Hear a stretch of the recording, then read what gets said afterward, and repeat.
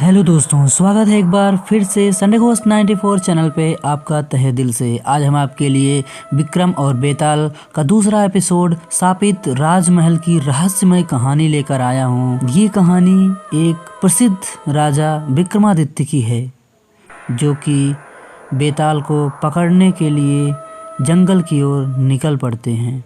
बहुत समय पहले की बात है। उज्जैन के प्रसिद्ध राजा विक्रमादित्य ने एक बार फिर बेताल को पकड़ने का निश्चय किया।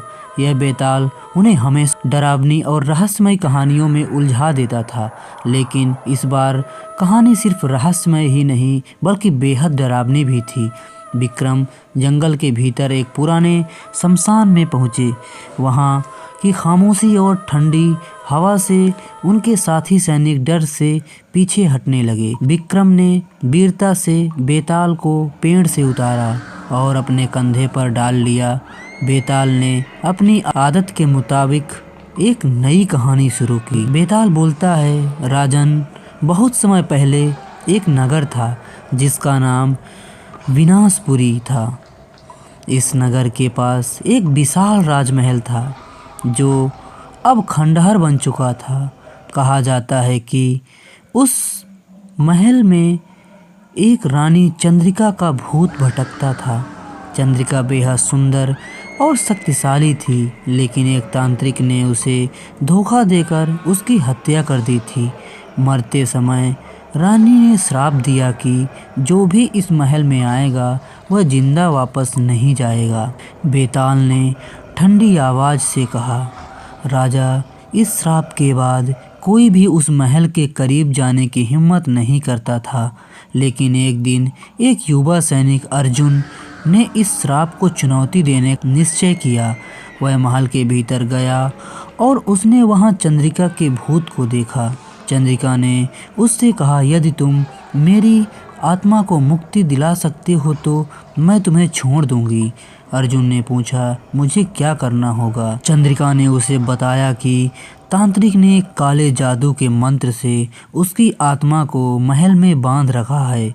उस मंत्र को तोड़ने के लिए अर्जुन को शमशान से एक विशेष तांत्रिक ग्रंथ लाना होगा, लेकिन यह आसान नहीं था। शमशान में कर्ण पिशाचनी नाम की एक दुष्ट आत्मा रहती थी जो किसी को भी जिंदा नहीं छोड़ती थी।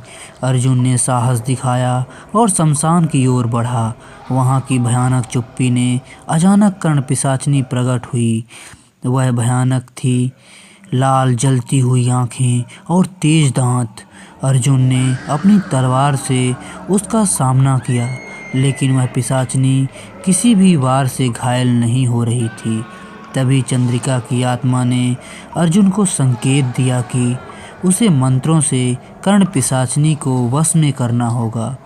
अर्जुन ने हिम्मत जुटाई और तांत्रिक ग्रंथ में लिखे मंत्रों का जाप शुरू किया।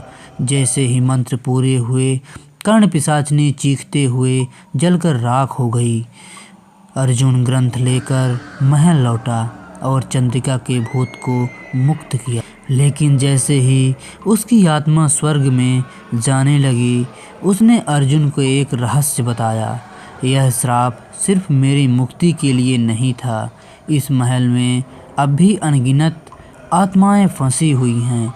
यदि तुम सच्ची योद्धा हो तो उन सभी आत्माओं को मुक्त कराओ, लेकिन याद रखना, हर आत्मा के साथ तुम्हारी मृत्यु करीब आती जाएगी।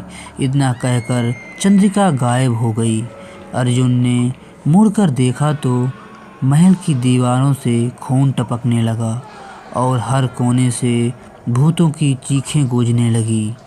बेताल ने राजा विक्रम से पूछा, राजा बताओ, अर्जुन को क्या करना चाहिए था?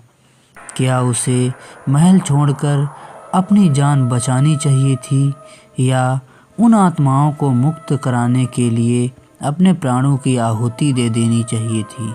विक्रम ने गंभीरता से जवाब दिया, एक सच्चा योद्धा अपने कर्तव्य से पीछे नहीं हटता।